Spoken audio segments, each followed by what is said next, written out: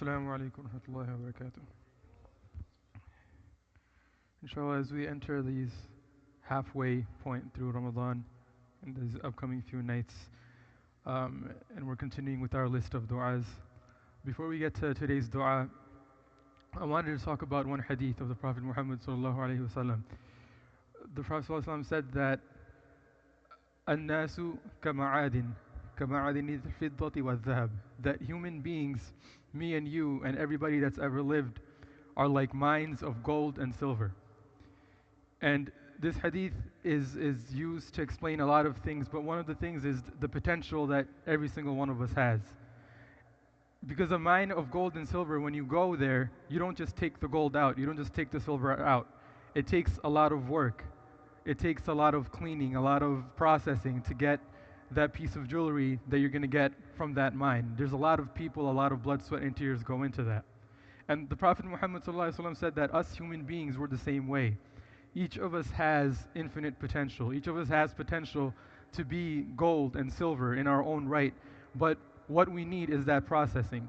What we need is that manufacturing and to go through that process.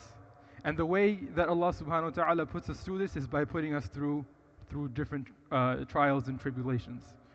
So just like the gold and silver gets from the mine to jewelry, human beings can go from just being normal human beings to extraordinary through these trials and tribulations. Allah subhanahu wa ta'ala, He tests some of us with wealth, and He tests some of us with poverty, and He tests some of us with health, and He tests some of us with lack thereof. And He tests some of us with children, and some of us, we can't have children. The tests He gives each and one of us is meant to purify us and to get us to that next level of iman, so that we can prove the words of the Prophet Muhammad sallallahu alaihi wasallam, that when he called us mines of gold and silver, that these tests can get us to the point where we're worthy of that comparison. And what I want all of us to remember today is when the Prophet Muhammad sallallahu alaihi wasallam said this, he's talking about you. He said that it's you that's the mine of gold. He's not talking about somebody else.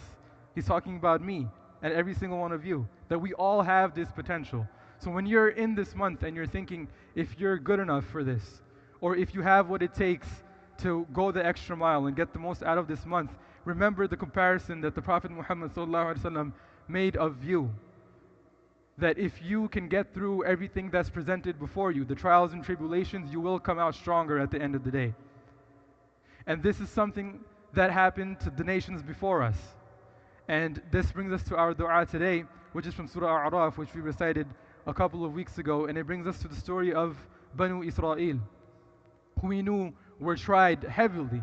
They were tried with slavery, something that we, inshallah, will never be afflicted by, and we don't even know what it's like to be in that situation. They were tried by an oppressive ruler. They were tried with famine, with drought.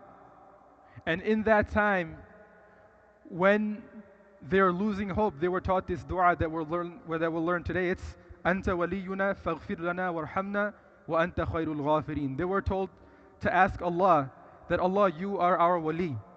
You are the one that protects us. You are the one that's by our side. So these trials that you give us, they will make us better, but we can't get through these trials without you, Ya Allah. We can't get through these tribulations without you. We can't get to that next level of iman without your help, without you as our wali. فَاغْفِرْ لَنَا, so forgive us, وَارْحَمْنَا, and have mercy on us. وَأَنْتَ خَيْرُ الْغَافِرِينَ, and you are the best of those who can forgive. So when we go through these trials, we have to keep in mind why we're going through them. It's to make us better. It's to push us to the next step. But at the same time, we have to remember that we can't get through it without the help of Allah subhanahu wa ta'ala. And that's where this dua comes into play. So inshallah we can go through it together a couple of times. So, Anta waliyuna, please repeat after me. Faghfir lana warhamna wa anta khairul ghafirin. Inshallah one more time. Anta waliyuna faghfir lana warhamna wa anta khairul ghafirin. And in the translation one more time, Anta waliyuna, You are our caretaker. You are the one that guides us. فَاغْفِرْ لَنَا, so forgive us. وَارْحَمْنَا, and have mercy on us. وَأَنْتَ خَيْرُ الْغَافِرِينَ, and you are the best of those who forgive. May Allah subhanahu wa ta'ala allow us to practice what has been preached. Inshallah, we'll just take 5 minutes before we start the salah so we can give everybody else a chance to get here, inshallah.